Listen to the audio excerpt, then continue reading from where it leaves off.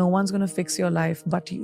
You always have to take a step up in the ladder to be able to get to the top. You can't get to the top by flying up. Yeah. Human beings don't fly. For me, what has always worked is having the small next dream, the next step. When I was younger, it was very romanticized that you're going for it and just keep going. And, it's like you have to work 24 hours, do 4 movies in one time, 5 shifts, don't sleep, don't eat. And the more a person does that, the more successful you will be. But as I have seen and lived more life, I've realized having a work-life balance is really important. Give yourself a break. It's okay. You just have to do the best you can. Survive, keep your head above water, and slowly you'll see you'll be walking on it. So this romanticization of work has to be tough and work has to be rough, and it's not. Work can be your companion. Work can be creative. Work can be something that gives you joy. And now I've reached a point where that work-life balance for me is most important. I will work on the 6 verticals that I'm working on, my business, my production, my book, my acting, whatever.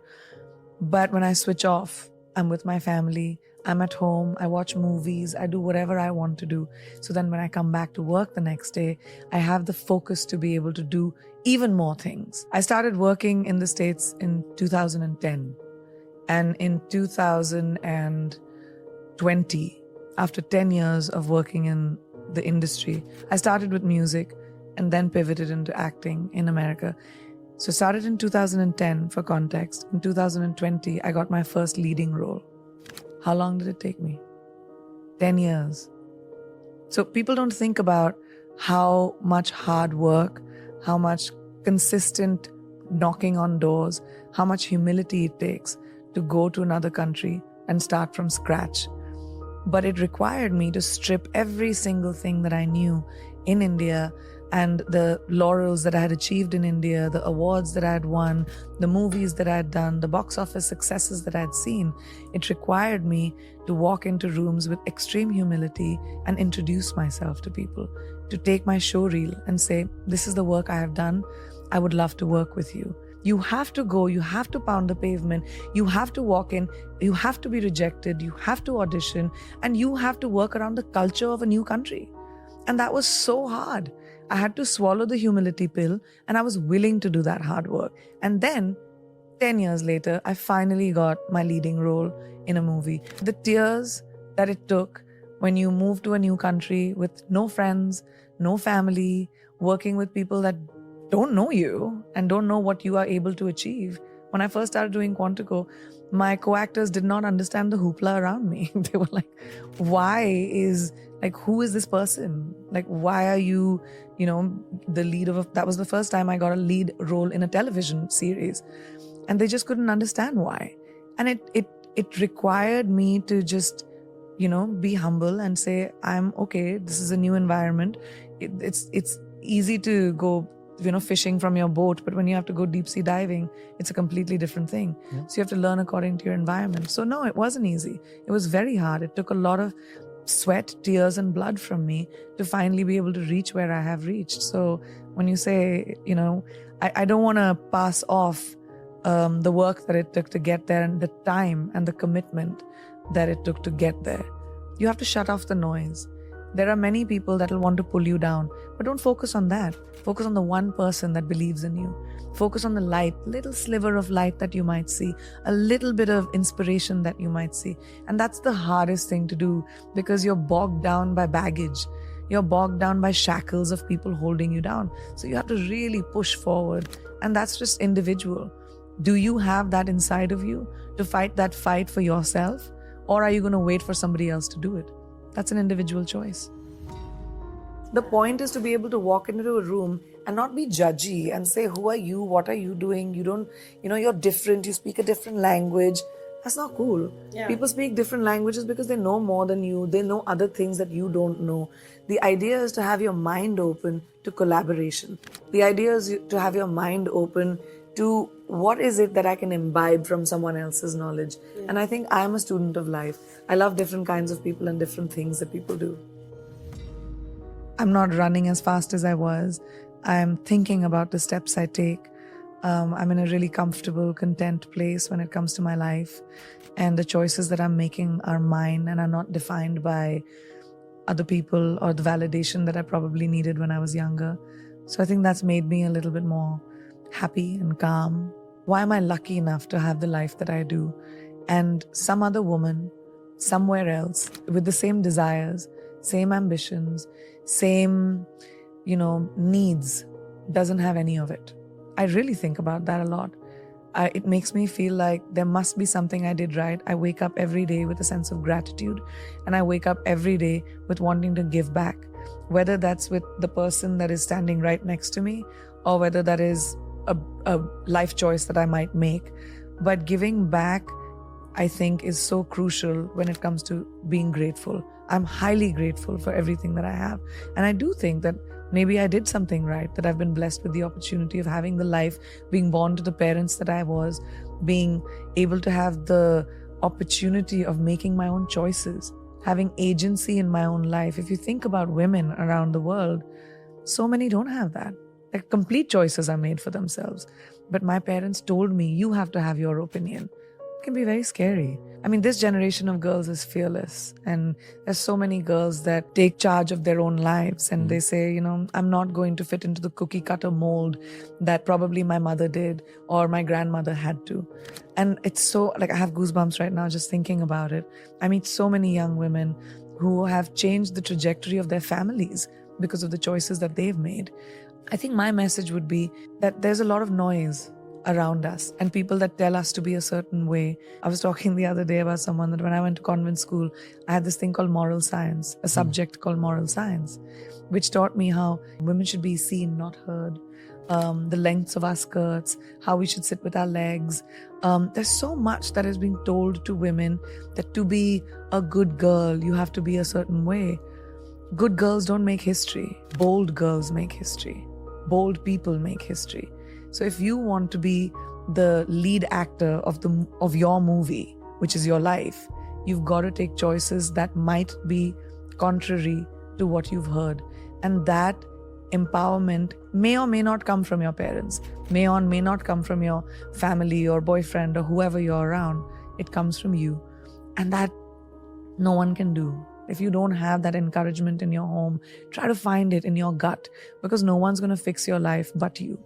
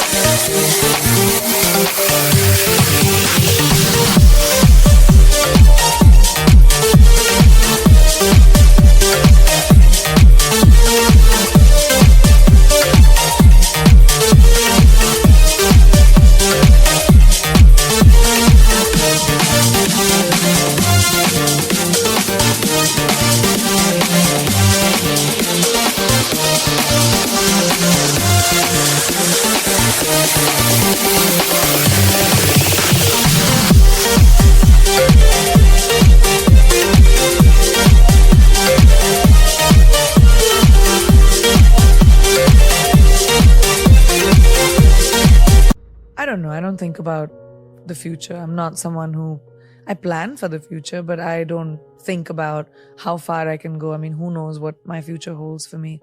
But what I can think about is my present.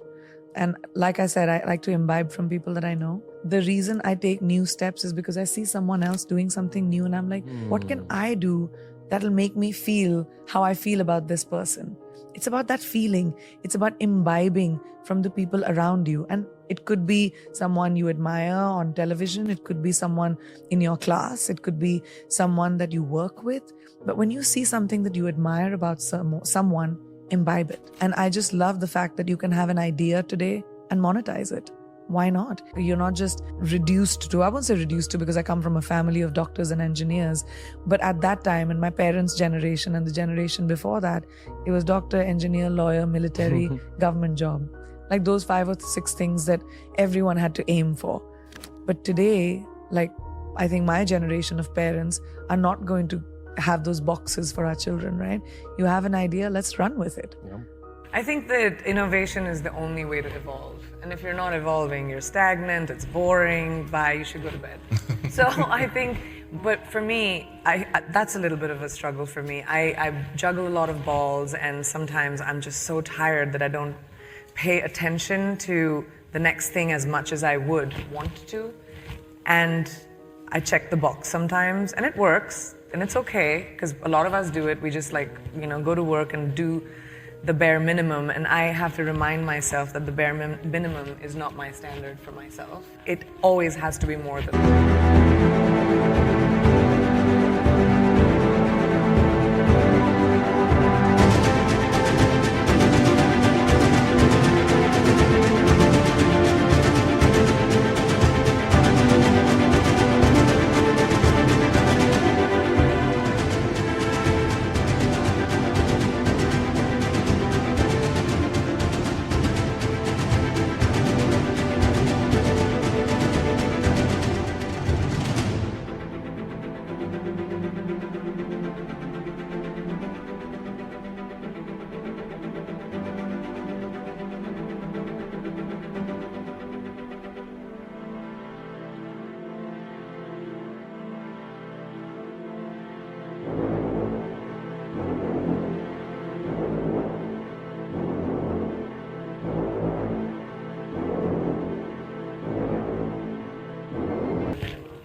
And you have to remind yourself to take some time out. You just have to take some time to whatever you want to do. Go to bed early. Right. Have ice cream. Just feed your soul. When you feed your soul as a human being, when you're with your family, your friends, you laugh a little, you bring joy, innovation happens. Creativity comes from a place of feeling good with yourself. And I think the most important thing is to feed who you are, and then it just does. What is my best opportunity at 18, at 25, at 35, at 60? Who is it that you want to be? So age ain't nothing but a number. That's a real fact. We put too much equity on age. It just doesn't matter. What matters is what you do about your life in the moment right now. Keep the people around you that are your champions. And maybe this is also something I realize when I'm older, but I tell young people this all the time. Do not hang around with poisonous people. Do not keep people around you that are toxic, that mess with your brain. Keep people around you that are genuinely happy for you. Only people that are genuinely happy for you. And if that's 2 people, you're a rich person. I think the meaning of life is having purpose. We're born and we'll die. What you do in between that is your legacy. And if your legacy is, walking with sand between your toes and living in a shack and being happy and meditating, sure, it's an individual choice. Success is very subjective. To each person is their own. My success might be completely not attractive to somebody else's success. The equity that we put on, you're the most successful, one of the most successful people on the planet, whatever, great. That's my version of it. But somebody else's version of it could be completely different. But I really believe that what your purpose in life and what you do between birth and death is what counts. So the pursuit of anything else is just futile. The pursuit should be, what am I doing in my life? What do I want to do in my life? Who do I want to be? Who do I want to touch? What do I want to create? Do I want to create? Or maybe I don't want to create. And all of it is fine, as long as you're at peace with the choices you make. So make choices that make you feel peaceful.